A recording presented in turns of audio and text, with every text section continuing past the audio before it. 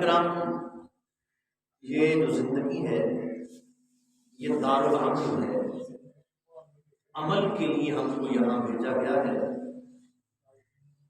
اور جیسا ہم عمل کریں گے ویسے ہی اس کی ہمیں دارالآخرت کی سزا ملے گی۔ جیسا کہ آپ یہ سمجھتے ہیں کسان جب کھیتوں میں گندم کے بیج بکھیرتا ہے تو اس کا رزلٹ یہ نہیں آئے گا کہ وہ چاول کی تمنا رکھے کہ مجھے چاول کی فصل ملے گی۔ گنا کھیت میں لگاتا ہے تو وہ سمجھے کہ مجھے کپاس ملے گی، اور کپاس کا بیج لگا کر وہ سمجھے کہ مجھے شاید گندم ملے گی۔ ایسی بات نہیں ہے، جو بیج زمین کے اندر بویا جائے گا، جو کاشت کرے گا اسی کو کاٹے گا۔ اور اسی پر علامہ محمد اقبال شاعر مشرق علیہ رحمہ نے فرمایا کہ عمل سے زندگی بنتی ہے جنت بھی جہنم بھی، یہ خاکی اپنی فطرت میں نہ روئی ہے نہ ناری ہے۔ اس انسان کو اللہ تعالیٰ نے اس دنیا میں عمل کے لیے بھیجا ہے، اپنی عبادت کے لیے بھیجا ہے، اپنے عرفان کے لیے بھیجا ہے۔ اور جب بندہ اللہ تعالیٰ کی عبادت کرتا ہے اور اللہ کا عرفان حاصل کر لیتا ہے، اس کا قرب حاصل کر لیتا ہے، تو اس کی رحمت کے دروازے اور پھر اس کے خزانے اپنے بندوں پر کھل جاتے ہیں۔ اور ہم پریشان حال کیوں رہتے ہیں اور ہماری یہ حالت کیوں رہتی ہے؟ وہ اصل میں یہ ہے کہ ہم زبان سے عمل کا تو دعویٰ کرتے ہیں، زبان سے بڑی باتیں کرتے ہیں، زبان سے ہم کہتے ہیں کہ مسلمان ہیں، اور اپنے آپ کو پتہ نہیں ہم کیا سے کیا القابات دے کر جو ہے لوگوں کے سامنے پیش کرتے ہیں، جبکہ حقیقت یہ ہے کہ عمل کے اعتبار سے پوری امت مسلمہ جو ہے وہ خالی ہے۔ ہماری مساجد جو ہے وہ نمازیوں سے خالی ہیں، اور ہمارے گھر جو ہے وہ قرآن مجید کی تعلیمات سے خالی ہیں۔ ہماری جو نسل ہے آنے والی وہ اسلامی تعلیمات سے بے بہرا ہے۔ اور میں یہاں توجہ دلانا چاہوں گا، توجہ سے میری بات سنیے، یہ تھوڑی سی فکری باتیں میں آپ کو دے رہا ہوں۔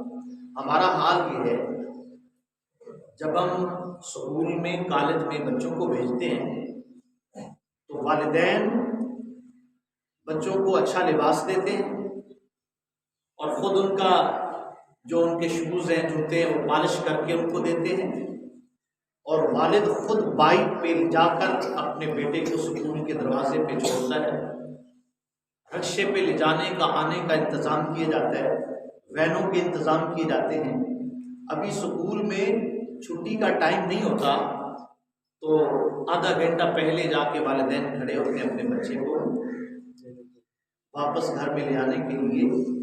میں یہ سوال کرتا ہوں کہ جب دنیاوی تعلیم ہم نے اپنے بچوں کو سکھلانی ہے تو ہمارا یہ انداز ہے، اور اسی ماں نے، اسی والد نے جب بچے کو مدرسے میں قرآن مجید پڑھنے کے لیے بھیجنا ہے، جب مسجد میں قاری صاحب کے لیے قرآن پڑھنے کے لیے بھیجنا ہے، تو نہ اس کے سر میں کنگھی کی جاتی ہے، نہ اس کو صاف ستھرا لباس دیا جاتا ہے، اور نہ ہی والدین اس کو چھوڑنے کے لیے جاتے ہیں۔ اس کو صرف مسجد کا راستہ دکھا کر چھوڑ دیا جاتا ہے۔ اس کا مطلب کیا ہوا؟ مطلب یہ ہوا کہ ہمارے ہاں پھر وہ تعلیم کی اہمیت نہیں ہے، اور اگر ہمارے ہاں تعلیم کی وہی اہمیت ہوتی تو آج مساجد کے سامنے بھی اسی طرح رش ہوتا جس طرح سکولوں کے سامنے رش ہے، آج مدارس کے سامنے بھی اسی طرح رش ہوتا جس طرح سکولوں کے سامنے رش ہے۔ ہاں، اس کا میں فرق بھی واضح کر دوں، سکولوں اور کالجوں میں ہم اس لیے جاتے ہیں کہ وہ بچہ پڑھے گا تو اس کی تنخواہ اچھی لگ جائے گی، وہ گورنمنٹ ٹیچر بھرتی ہو جائے گا، وہ پولیس میں چلا جائے گا، وہ فوج میں چلا جائے گا، تو اس کی تنخواہ اچھی خاصی لگ جائے گی۔ اور میں دعوے سے کہتا ہوں، آج اگر ہماری حکومت پاکستان یہ اعلان کر دے کہ گورنمنٹ کی طرف سے جو مسجد کا امام ہوگا اس کی تنخواہ 50,000 سے سٹارٹ ہوگی، اور جو حافظ قرآن ہوگا اس کو 50,000 ماہانہ وظیفہ دیا جائے گا، تو وہی رش ادھر سے اٹھ جائے گا، وہی رش مساجد کی طرف لگ جائے گا۔ اس کا مطلب یہ ہے کہ اگر یہ رش ادھر لگ جاتا ہے تو ہم نے پھر دین کے لیے نہیں بھیجا، ہم نے کس کے لیے بھیجا ہے؟ دنیا کے لیے بھیجا ہے۔ اور جب ہم دین کو اہمیت دیں گے اور دینی معاملات کو اہمیت دے کے پھر قوموں میں انقلاب آتا ہے، پھر قومیں انقلاب لاتی ہیں، اور پھر اللہ تعالیٰ جو ہے وہ مسلمانوں کو عروج اور ترقی عطا فرماتا ہے۔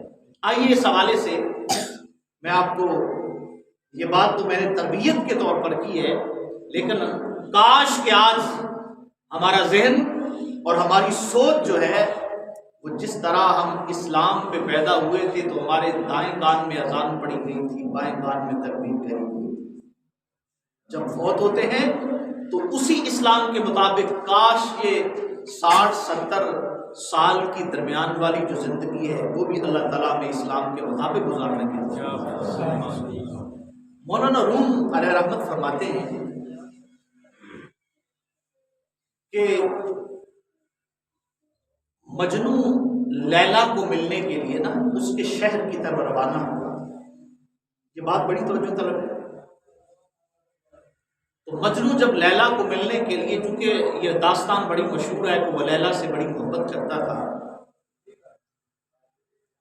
تو اس نے اونٹنی پر سوار ہو کر جب لیلا کے شہر کی طرف چلنے لگا تو اونٹنی کا ایک بچہ تھا، تو اس نے بچے کو گھر چھوڑ دیا اور اونٹنی پر سوار ہو کر اس نے سفر شروع کر دیا۔ اب دو چیزیں ہیں، مجنون کا خیال، مجنون کی توجہ لیلا کے شہر کی طرف ہے، اور اونٹنی کی توجہ اور اس کا خیال اپنے بچے کی طرف ہے، اور وہ اس اونٹنی پر سوار ہے۔ اونٹنی کا دل چاہتا ہے کہ میرا بچہ بھی میرے ساتھ ہو، وہ اپنے بچے کی جدائی میں صدمے میں قدم اٹھا رہی ہے، لیکن مجنون خوشی میں لیلا کے شہر کی طرف روانہ ہے۔ دو چیزیں ہیں، دونوں ہی متضاد ہیں۔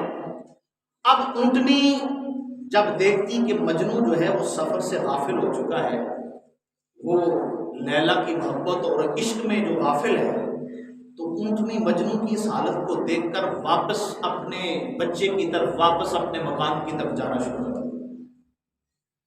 جب مجنون کو ہوش آتا، اس کی آنکھ کھلتی، وہ دیکھتا کہ اونٹنی تو آگے جانے کی بجائے پیچھے کی طرف دوڑ رہی۔ وہ پھر ہوش میں آتا اور اونٹنی کی بھاگ پکڑ کر پھر اس پر سختی کرتا، پھر اس لیلا کے شہر کی طرف اس کا رخ کر کے اس کو دوڑاتا۔ وہ ادھر رخ کرنا شروع کر دیتی، لیکن پھر جب کافی میل سفر کرنے کے بعد اونٹنی دیکھتی اب یہ پھر اس کی محبت میں رفتہ ہو چکا ہے اور اس کا خیال اس کی محبت میں تبدیل ہو چکا ہے، تو وہ پھر اپنے بچے کی طرف پڑھنا شروع کر دیا۔ بالآخر جب مجنون نے اس حالت کو دیکھا نا، اس نے کیا کیا؟ اس نے کہا کہ یہ اونٹنی میرے کام کی نہیں ہے، چونکہ اس کی توجہ میرے سفر کی طرف نہیں ہے، مالک کی طرف نہیں ہے، اس کی توجہ تو اپنے بچے کی طرف ہے۔ اس نے اونٹنی کو اپنے حال پہ چھوڑ کر خود لیلا کے شہر کی طرف پیدل چلنا شروع کیا۔ مولانا روم علیہ رحمت فرماتے ہیں جس طرح مجنو اور اونٹ کی دو الگ الگ حالتیں ہیں، اسی طرح انسان کے جسم کی، انسان کے نفس کی اور روح کی بھی اسی طرح دو حالتیں ہیں۔ اب اذان ہوئی تو اذان سن کر روح کا دل چاہتا ہے کہ میں مسجد میں جا کر جماعت کے ساتھ نماز ادا کی جائے تو مجھے تسکین ملے، وہاں نماز کے بعد قرآن کھول کر پڑھا جائے تو مجھے تسکین ملے۔ جب وہ روح جو ہے اس کے ذہن کے اندر یہ خیال ڈالتی ہے، اس کو مسجد کی طرف جانے کی توجہ دلاتی ہے، تو جسم کہتا ہے کہ چھوڑ، نیند بڑی پیاری ہے، صبح کا وقت ہے، رات دیر سے سوئے تھے تو آنکھ لگی ہے، جسم چاہتا ہے کہ مجھے آرام ملے، اب کھانے کا وقت ہے، جسم چاہتا ہے کہ کھیل کود میں لگ جائیں، روح کہتی ہے کہ اللہ کی جو ہے قرب حاصل کرنے کے لیے، اللہ کی رضا حاصل کرنے کے لیے اس کی طرف توجہ ہو جائے۔ مولانا روم فرماتے جس طرح ادھر دو حالتیں تھیں ادھر بھی دو حالتیں، سمجھائیے بات، ادھر بھی دو حالتیں ہیں۔ اب نفس کی حالت یہ ہے، نفس چاہتا ہے مجھے دنیا ملے اور دنیا کی نعمتیں ملے اور مجھے دنیا کی واہ واہ عیش و عشرت ملے۔ روح چاہتی ہے کہ مجھے رب کی غذا ملے، مجھے رب کی رضا ملے، میں رب کی طرف جاؤں۔ اب مجنون نے کیا کیا؟ مجنون نے کیا کہ میری منزل تو لیلا کا شہر ہے، میری منزل تو اونٹنی خراب کر رہی ہے، تو اس نے کیا کیا؟ اونٹنی کو چھوڑ دیا، خود پیدل چلنا شروع کر دیا تو مولانا روم فرماتے ہیں کہ اور کچھ نہیں تو چلو مجنوں سے ہی سیکھ لو، مجنوں سے سیکھ لو کہ جس طرح اس نے اونٹنی کو چھوڑ کر پیدل چلنا شروع کر دیا تو تم بھی جب تک اس جسم کی جو تمنائیں ہیں، اس کی خواہشیں ہیں، اس کو چھوڑ کر خود روح کے پیچھے اور عشق الہی میں اور عشق مصطفیٰ میں جب اس منزل کی طرف نہیں چلو گے تو انسان کبھی بھی منزل مقصود تک نہیں پہنچ سکتا۔ کبھی آپ نے دیکھا ہوگا کہ دل کے اندر دو خیال پیدا ہوتے ہیں، اور جس کے اندر دو خیال پیدا ہو جائیں یہ سمجھ لے کہ وہ بھی خوش قسمت آدمی ہے۔ اسے کہتے ہیں کہ ضمیر کو ملامت کرنا۔ مثال کے طور پہ اگر نماز نہیں پڑھی نا تو ضمیر ملامت کرتا ہے کہ افسوس یار تو صبح کے وقت سویا رہا، نماز نہیں پڑھی، اور تجھے والدہ نے بلایا تھا، والد نے بلایا تھا، اور تم ان کے حکم کی جو فرما برداری کرنے کے لیے نہیں گیا، تو نے نافرمانی کی ہے، تو ضمیر ملامت کرتا ہے۔ تو جب ضمیر ملامت کرتا ہے نا تو وہ بندہ بھی خوش قسمت ہوتا ہے، اور ملامت کرنے کے بعد اگر وہ اس میں معذرت کر لیتا ہے، اچھی سوچ آ جاتی ہے تو وہ خوش قسمت آدمی ہے۔ وہ نماز کو قضا کر لیتا ہے، یا ایک نہیں پڑھی تو اگلی طرف جانے کی وہ تیاری کرتا ہے۔ تو اگر ضمیر ملامت ہی نہ کرے، یہ خیال ہی پیدا نہ ہو کہ میں نے صبح کی نماز نہیں پڑھی، آج میں نے سارا دن گزار دیا کوئی نماز نہیں پڑھی، اگر یہ ضمیر ملامت ہی نہیں کرتا، یہ ذہن کے اندر خیال پیدا ہی نہیں ہوتا، تو اسے کہتے ہیں کہ اس کا ضمیر مردہ ہے، یہ مردہ ضمیر آدمی ہے، تو وہ اللہ کی بارگاہ میں پناہ مانگے۔ اور ایک ہوتا ہے نفس مطمئنہ، اور نفس مطمئنہ کا کیا مطلب ہوتا ہے؟ نفس مطمئنہ کا معنی ہے جب تک وہ نماز نہیں پڑھتا وہ بے چین رہتا ہے، اور اسے چین آتا ہی نہیں ہے، اسے چین اس میں ہے کہ وہ اللہ کا حکم مانے، وہ قرآن کی تعلیمات پہ عمل پیرا کرے۔ اور یہ جو نفس مطمئنہ ہوتا ہے یہ اللہ کے نیک بندوں کا نفس ہوتا ہے۔ اور صوفیہ بزرگان دین حقائق لکھتے ہیں کہ ایک بادشاہ نے نا اپنے وزیر کو حکم دیا کہ میرے جو باغات ہیں اس میں داخل ہو جاؤ اور اس میں پھل توڑ کے لاؤ، خوبصورت اور میٹھے پھل میرے لیے لے کے آؤ۔ لیکن بادشاہ نے ساتھ یہ بھی کہا کہ میرے باغات کے مختلف درجات ہیں، 1 نمبر 2 3 4، اور جب تم پہلے درجے میں داخل ہوگا اور اس کے بعد جب دوسرے درجے میں جائے گا تو پھر واپسی کا راستہ تیرے لیے نہیں ہوگا، واپسی کا دروازہ بند ہوگا، آگے ہی جانا پڑے گا، پیچھے آنے کے لیے دروازہ بند ہو جائے گا۔ اس وزیر نے ٹوکری لی تو بادشاہ سلامت کے لیے وہ پھل توڑنے کے لیے باغ کے پہلے درجے میں داخل ہوا۔ جب وہ پہلے درجے میں داخل ہوا تو اس نے دیکھا کہ بہت ہی خوبصورت باغ ہے، اس کو اوپر پھل لگے ہوئے، اس نے پھل توڑا، چیک کیا، پھل بڑا میٹھا تھا اور انتہائی خوبصورت ہے باغ۔ اس کے ذہن میں خیال پیدا ہوا کہ چونکہ یہ بادشاہ کا باغ ہے تو یہ پہلا درجہ جو ہے یہ اتنا اعلیٰ ہے، تو اس کا جو اگلا درجہ ہوگا اس میں پھل اور باغ کتنا اعلیٰ ہوگا۔ اس نے کہا پھل اگلے درجے سے توڑیں گے۔ اس نے پہلے درجے سے پھل توڑنے لگا، خیال آیا کہ پھل اگلے درجے سے توڑیں گے۔ وہ جب اگلے درجے میں داخل ہوا تو پچھلے درجے والا دروازہ بند ہو گیا۔ اب اس نے دیکھا کہ وہ بھی باغ بڑا خوبصورت ہے، مختلف قسم کے باغات کو پھل لگے، اس نے سیر کی، لیکن اس نے کہا کہ پھل اگلے درجے سے توڑے۔ جب تیسرے درجے میں داخل ہوا تو دیکھا کہ باغ کوئی اتنا اچھا نہیں ہے، باغ زیادہ خوبصورت نہیں ہے، اور پھل اس نے چیک کیا، پھل بھی میٹھے نہیں ہیں، پھل ترش ہے، کڑوا پھل ہے۔ اس نے کہا کہ بہتر تو یہ تھا کہ میں پچھلے درجے سے پھل توڑ لیتا، لیکن تیسرے درجے میں اگر اس نے کہا میں پھل توڑوں تو یہ تو بادشاہ سلامت کے سامنے پھل پیش کرنے کے لائق نہیں ہے۔ تو اس نے چوتھے درجے کا انتخاب کیا کہ چلو آخری درجے میں جاتا ہوں۔ جب وہ چوتھے درجے کے باغ میں داخل ہوا تو پچھلا دروازہ بند ہو چکا تھا۔ اب اس نے دیکھا کہ بالکل خال خال بوٹے کھڑے ہیں، درخت کھڑے ہیں، لیکن ان کے اوپر پھل نہیں لگا، پتے نہیں لگے، اور ویران ہے، ایک جنگل کی صورت بنی ہوئی ہے۔ اور اس کے آگے کوئی بات نہیں ہے. اسے ذہن میں آ رہا ہے کہ بادشاہ سلامت کیا کہے گا. اس نے باغ کی سیر کی، کوئی پھل نہیں ہے. تو وہ بالآخر جب اس چوتھے درجے سے نکلا، ٹوکری خالی ہے اور بادشاہ کو پیش کرنے کے لیے کوئی پھل نہیں ہے، وہ خالی ٹوکری لے کر بادشاہ سلامت کے دربار میں حاضر ہوا. بادشاہ نے پوچھا میرے حکم کی تعمیل میں تو انتظار میں ہوں کہ تو میرے لیے پھل لے کے آئے. اس نے کہا بادشاہ سلامت مجھ سے یہ غلطی ہوئی ہے. میں اس طرح مختلف درجات پہ داخل ہوتا رہا. میں نے کہا آخری درجے میں پھل اچھے ہو گئے، لیکن میرے ساتھ تو یہ بنی. تو اب امام غزالی علیہ رحمت فرماتے ہیں کہ بات اصل میں یہ کہ وہ جو بادشاہ ہے حقیقت میں وہ اللہ رب العزت کی ذات ہے، اور جو پھل توڑنے والا ہے وہ انسان ہے، اور یہ جو باغات ہے یہ دنیا ہے. تو بندہ بھی ساری زندگی یہ کہتا ہے کل کو نماز پڑھیں گے، نماز کی تیاری کریں گے.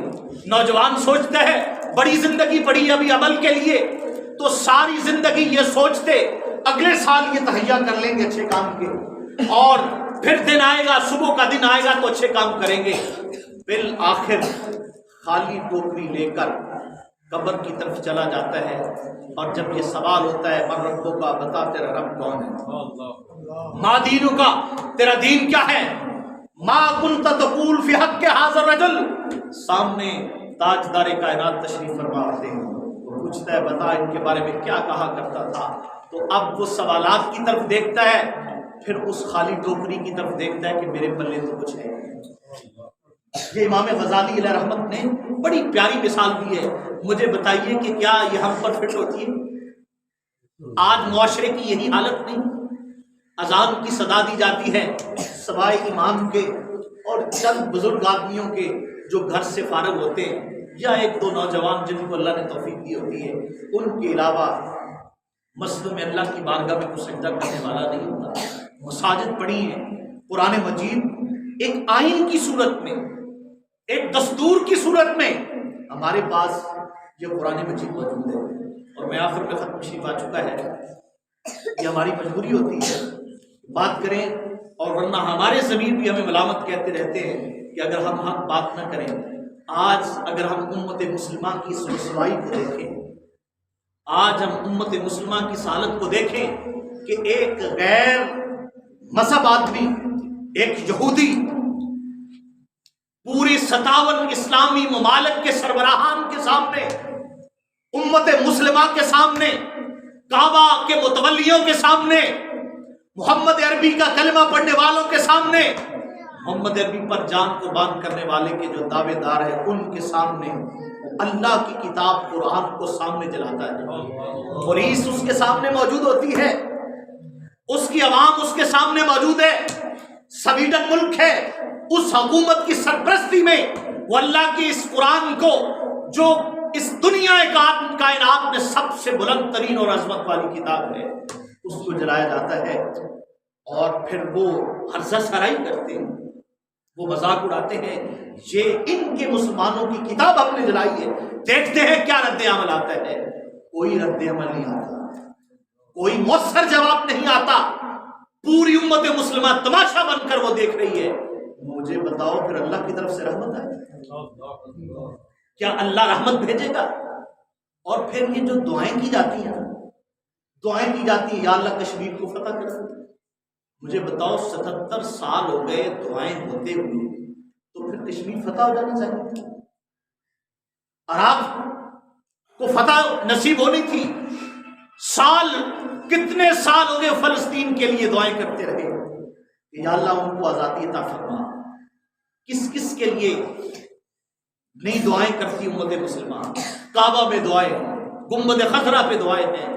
کبھی امت مسلمہ نے یہ بھی سوچا کہ 3 ارب سے زائد مسلمان اس دنیا میں اپنے پروردگار کے سامنے ہاتھ اٹھا کر دعا کر رہے ہیں، لیکن دعاؤں میں شرف قبولیت نہیں ہے. اللہ دعا قبول نہیں کر رہا.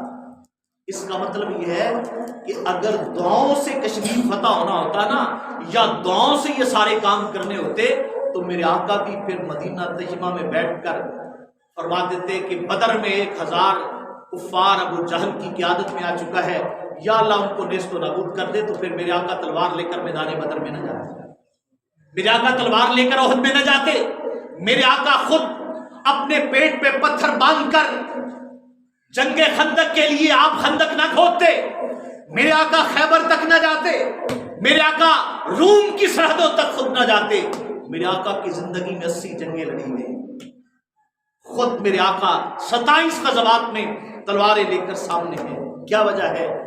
ہر مسئلہ دعا سے حل نہیں ہوتا، کچھ کردار کی بات بھی ہوتی ہے، کچھ عمل کی بات بھی ہوتی ہے، اور ہم کہتے ہیں کہ یا اللہ ہماری معیشت درست کر دے، یا اللہ ہمارے حال درست کر دے۔ اللہ سامنے دیکھتا ہے کہ میرے قرآن کو جلا دیا گیا، تم میں کتنی پاور ہے اس کو بچانے کا، تم نے کیا کیا، تم نے کیا کردار ادا کیا۔ تو بات بس یہی ہے کہ جب پوری امت مسلمہ خاموش ہو جائے گی، تماشائی بن جائے گی، تو پھر اللہ فرماتا ہے وَمَنْ أَعْرَضَ عَنْ ذِكْرِي وَإِنَّ لَهُ مَعِيشَةً ضَنْكًا، جب تم ہم سے منہ موڑ لو گے تو ہم تمہاری معیشت کا جامہ تنگ کر دیں گے، تم پر رزق تنگ کر دیا جائے گا۔ اور پھر ایک ہی حل ہے کیا کہ کی محمد سے وفا تو نے تو ہم تیرے ہیں، کی محمد سے وفا تو نے تو ہم تیرے ہیں۔ پھر یہ جہاں چیز ہے کیا لوح و قلم تیرے ہیں، پھر یہ صرف معیشت نہیں، تمہارا رزق نہیں، تمہارا ملک نہیں، پھر قلم تمہارے ہاتھ میں ہوگا، تقدیر کی تختی تمہارے سامنے ہوگی، پھر یہ لوح و قلم ہی نہیں، پھر اللہ فرماتا پھر ہم بھی تمہارے ہیں۔ اور پھر جس رب جس کا ہو جائے مجھے بتاؤ ان کو کوئی تھوڑ رہتی ہے، اللہ میں حق کا ساتھ دینے کی توفیق عطا فرمائے۔